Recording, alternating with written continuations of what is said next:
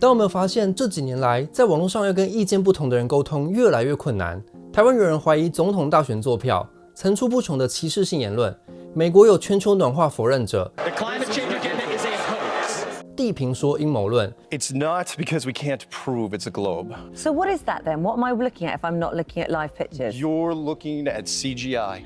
许多议题上，与人沟通辩论总是鬼打墙。接下来面对的这一本书《逆思维》，就要来谈谈如何用心理学突破既有认知，让自己、他人与集体都进行重新思考。这本书在全球热销上百万册，作者 Adam Grant 是华盛顿商学院的心理学家。今天这支影片，我们就分3个部分来介绍：个人的重新思考、人际的重新思考，还有集体的重新思考。人在思考时有3种常见的心态：传教士、检察官、政客。当我们相信的事情被质疑，人们就会变成传教士，想要改变对方的信仰，让对方加入我们的阵营。Oh no！ 当别人的论点出现瑕疵，人们就会变成检察官，像纠察队一样，不断攻击对方的论点。当我们渴望别人赞同自己的看法时，就会变成像政客，用各种话术来使别人支持自己的论点。如果我动算，空屋从此不存在。没有空屋陆克不会来了。这3种模式都让我们无法重新思考自己的观点。心理学家切克森米哈伊研究大师级的科学家跟艺术家，发现这些人都有个共同点，就是具有认知弹性，愿意在特定情况下从思考的一个极端转向另一个极端。这种认知弹性让他们保持开放思维，愿意学习新知并修正既有观点。这种认知弹性就是科学思维的基础。心理学家曾做实验，研究100名新创企业的创办人，给他们4个月的培训，一组受到科学思维训练，保持认知弹性；控制组则不会受到科学思维训练。结果发现，没有科学思维训练的创业家比较会坚守原本的商业模式，平均获利不到$300。但是有认知弹性的创业家，企业平均获利超过$12,000，因为他们更愿意根据顾客回馈的数据改变商业策略。我们都以为努力坚持初衷才会成功，但研究显示，成功的企业都是一边实验一边更改策略。例如黑莓机的创办人 Mike Lazaridis， 创业初期是用科学家的思维模式，打造用拇指就可以按键盘的手机。但在2007年苹果崛起后，苹果手机把许多电脑功能都加进去，更有竞争力。但 Lazaridis 仍然坚持己见，不想增加浏览器功能。到了2012年，苹果已经拿到全球1/4的市占率，但黑莓机执行长依然不愿意改成触控式键盘，认为现在的使用者很满意。这是一种确认偏误，他只看到黑莓机满意的顾客，忽视了数亿用户都偏好触控式键盘。作者把这称作过度自信的循环。人们先是自认为懂，秉持某个信念去查资料，找到一些确认自己想法的资料就沾沾自喜，接着强化自己的信念，忽略意见不同的声音，最后变成政客心态，想要说服别人自己才是对的。苹果的贾伯斯也曾陷入过这种过度自信的循环。一开始苹果主要生产电脑 iPod 而不是手机，因为贾伯斯认为如果制造可以听音乐的手机，反而会让 iPod 的声音流失。苹果的工程师经过6个月的开会讨论，才努力说服贾伯斯要怀疑自己的信念，这才让贾伯斯打破过度自信的循环，进入重新思考的循环。先列出一串自己不知道的领域，承认自己的无知，让自己的好奇心去搜寻相关资讯，保持开放心态，看会有什么新发现。所以重新思考的第一步就是打破过度自信的循环。通常那些喜欢讲我没有偏见，我是客观中立的人，更可能充满偏见，因为他们连自己的偏见都没发现，才敢大声公告自己比其他人更客观。所以接着我们就要问，为什么人们会对自己的盲点视而不见？要如何辨识自己的认知盲点？心理学家 David Dunning 跟 Justin Kruger 做了一项实验，请受试者在考试时也评估自己会得到的测验成绩，结果发现表现越差的人越可能高估自己的能力。还有一项调查指出，有 93% 的美国驾驶相信他们的开车能力胜过一般人。研究统计则发现，请世界各国的主管评估自己的能力，结果毫无例外，各国主管都会高估自己的能力。这种现象被心理学家称作达克效应。没有真材实料的人更可能会自我膨胀，因为对这个领域还不熟悉，所以就自以为懂。这个达克效应有一个曲线，刚开始学习新知的新手最容易出现达克效应，因为新手在吸取知识时进步最快，就制造出一种我好像很厉害的幻觉，导致明明不懂的人最爱发表意见。我看你完全是不懂啊，懂什么啊？但是当知识量增长到一个门槛后，人们就会发现自己其实还有很多要学，这时候反而不会轻易发表意见，怕显露出自己的无知。让我看看，不要！所以英国哲学家罗素就说，现代世界的问题就是笨蛋过度自信，而聪明人却对自己充满怀疑。比较有能力的人反而比较没有自信，这就是我们常听到的冒牌者症候群。许多考上台大名校的学生却觉得自己不配，觉得其他人比较厉害。冒牌者症候群其实不是坏事，因为这些人之所以成功，就是因为他们不断质疑自己还不够好。自我怀疑会让你更努力精进自己。例如2016年冰岛总统大选的候选人 Hala Tomasdottir， 在男性主导的政治圈里，身为女性让她感觉到冒牌者症候群，因此更愿意为选民做更多，亲自回复社群媒体留言。最终虽然没有选上总统，但是却改变了当地的选举文化。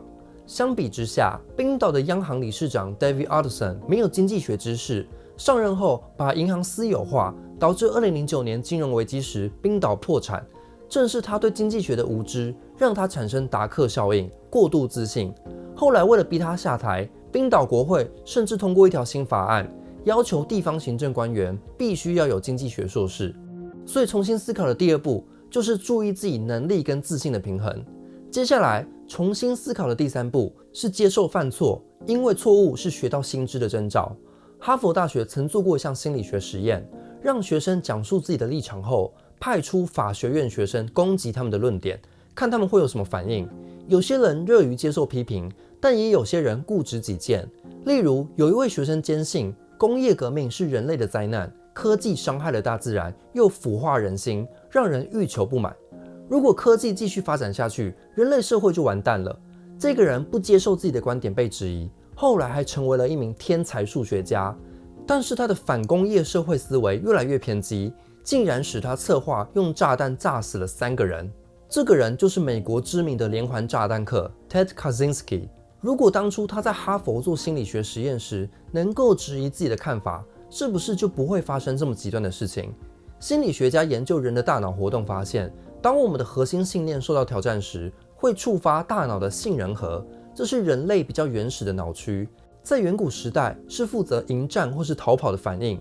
也就是说，当我们的意见遭到挑战时，我们的心智会变得更防御、更封闭，会跑出一个极权自我，负责排除危险的资讯。但是有一个方法可以不让大脑触发这种反应，就是把自己的想法跟自我认同分开，不要对想法产生依附性。你相信什么样的知识，跟你是谁是2回事。这样一来，你就不会觉得别人在反驳你的论点时，是在攻击你这个人。许多大师级的科学家之所以能够成为大师，就是因为他们能自在地面对自己的错误。例如1992年，物理学家 Andrew Lin 发现某个行星围绕着中子星，中子星是超新星爆炸之后才会出现的，怎么可能有行星可以在那种情况下存在？他立刻把这个天大发现投稿到顶尖科学期刊，后来在数千名科学家面前发表。结果 Andrew Lin 当面坦诚，原来是自己计算失误。但是这个时候，他竟然得到了在场所有科学家的起立鼓掌。承认错误不会让自己看起来更无能。科学研究本来就是用新数据在推翻过往的定论。如果你不曾告诉自己1年前的我真蠢，那就代表你这1年来没有学到什么东西。那又如何发现自己的错误呢？一个实用的方法是建立异议网络。作者就说自己在写书时有一个习惯，会找一群批评者，请他们批评每一章节，这样反而让作者知道要怎么提升自己的作品，而不是满足于既有的成品。许多人面对批评时，会倾向避开那些批评自己的人，但是有人对你提出批评，并不是不尊重的表现，反而是尊重的表现。这代表我对你的观点重视到足以提出质疑。如果我根本不重视的话，直接无视你就好了。另一个异议网络的例子是，皮克斯在制作《超人特工队》时，请来了导演 Brad Bird。以前皮克斯的动画都是画玩具、昆虫、怪兽，所以动画技术上不困难。但是超人特工队是皮克斯第一次画人类，这就超出了当时电脑动画绘图的能力。但是 Brad Bird 就发出异议，坚持要能够展现人物的性格。他还会刻意找喜欢起争议、提出批评的人进到团队里，认为这样可以激发新观点，提供更多反对意见。像是 Brad Bird 原本想把小杰设计成可以变成一坨果冻，却因为制作困难被制作人驳回了。一直到14年后，动画技术到位了，超人特工队第2集终于实现了这个点子。这种异议网络的不同意见，让超人特工队第1集荣获了奥斯卡奖。如果当初团队执意要把小杰做成果冻，以当时的技术做出来，可能就会成为败笔。这就是建立异议网络才能为自己带来的重新思考。介绍完个人的重新思考，接下来我们来看看如何引导他人进行重新思考。管理学教授 Neil Rackham 研究谈判专家的技巧，发现他们都有3个特点。第一，谈判专家会把1/3的力气花在找出共同点上。我们通常以为要赢一场辩论，关键是逻辑、数据、说服技巧。但是当我们试图说服别人时，就会表现得像传教士，反而会引起对方的戒心。相比之下，先赞许对方的某些想法，反而会让对方感觉到你不是来找茬的，而是一个讲道理的人，是真的想要讨论事情。例如 IBM 在2019年曾经举办一场辩论，让国际辩论冠军 Harish Natarajan 跟 AI 辩论政府是否应该补助幼儿园。AI 能够使用网络上的庞大资料库，随时能够找到数据佐证，看起来赢面更大。 Research clearly shows that a good preschool can help kids overcome the disadvantages often associated with poverty.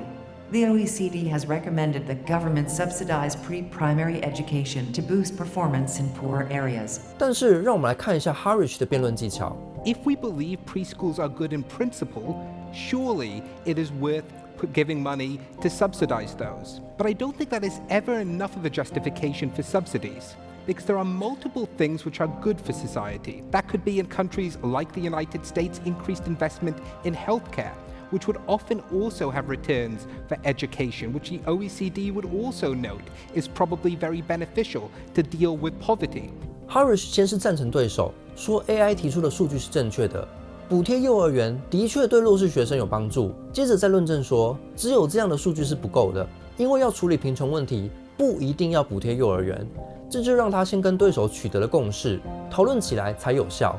第2个引导他人进行重新思考的技巧是着重单一论述来支持自己的观点。有时候讲太多理由，反而让别人有更多机会找出你的破绽。作者曾经帮大学做过一个实验，测试如何让小气的校友愿意捐款。A 组校友收到的讯息强调利他，捐款是做善事，能帮助其他学生。B 组校友收到的讯息强调利己，捐款可以让自己感觉良好，为社会付出。结果发现2个讯息一样有效，都能让 6.5% 的校友捐钱。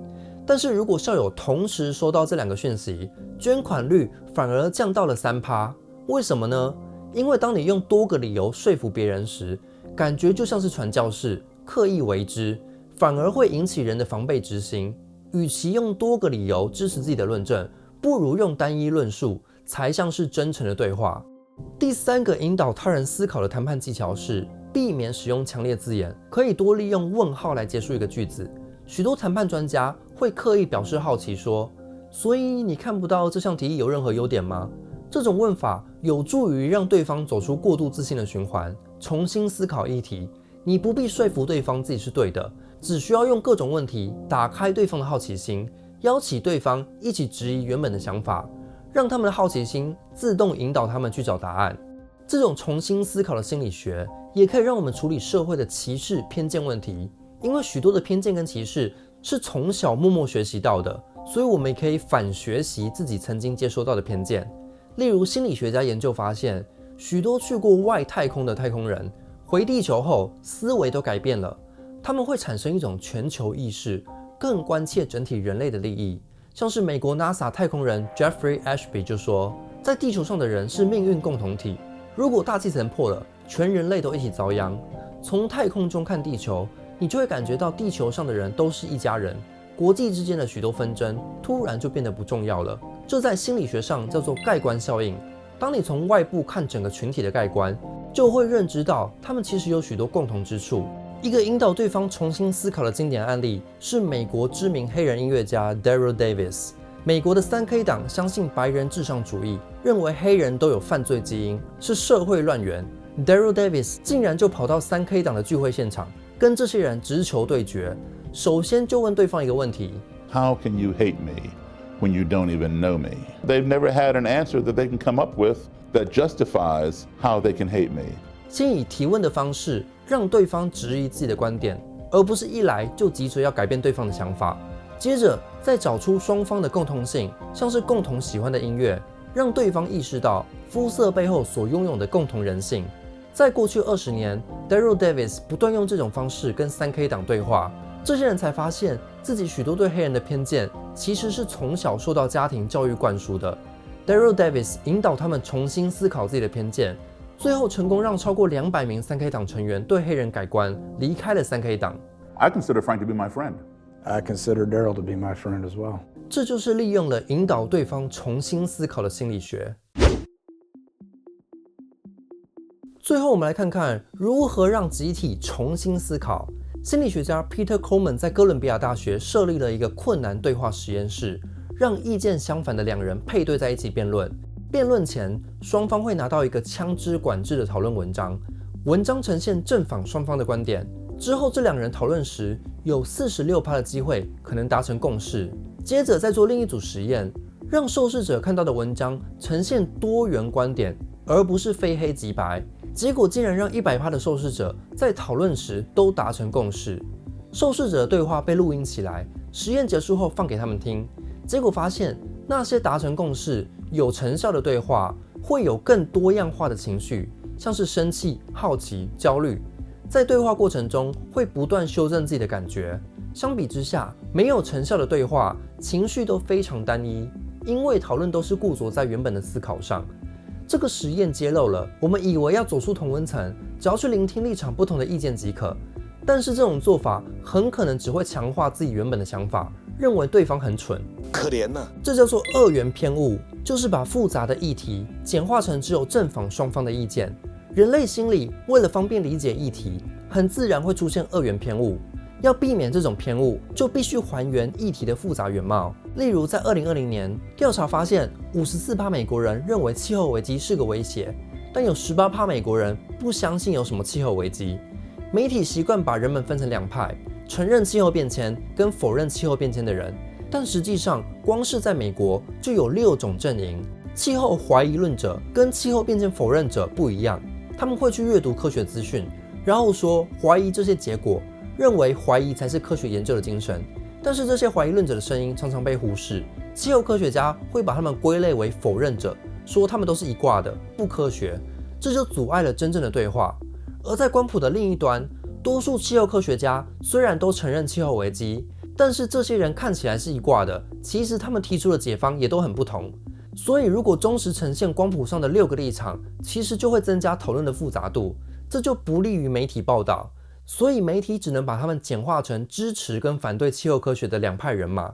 另一个例子是在心理学界 ，Daniel Goleman 提出了情绪智商 EQ 的说法。Emotional intelligence refers to how well we handle ourselves and our relationships, self-awareness, knowing what we're feeling, why we're feeling it, which is a basis of, for example, good intuition, good decision making. 突然间大为流行，许多企业都开始相信应征员工时 EQ 比 IQ 更重要。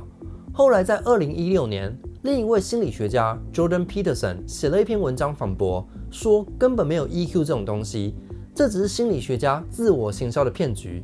心理学界连如何测量 EQ 都还没有定论呢，这只是心理学家想要让企业更在乎他们的声音而构想出的虚假概念。You know how you always hear you need emotional intelligence to thrive in the workplace? It's like turns out that's exactly backwards.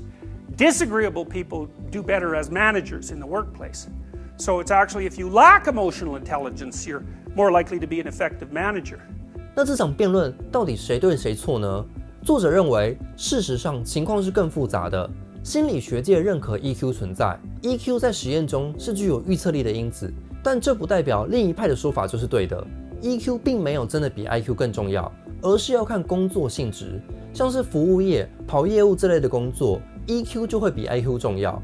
所以这场辩论双方都讲对了一些，也都讲错了一些，把事情原貌的复杂性还原，才可以瓦解过度自信的循环，激发人们重新思考。最后，要让集体重新思考，就必须建立集体学习的文化。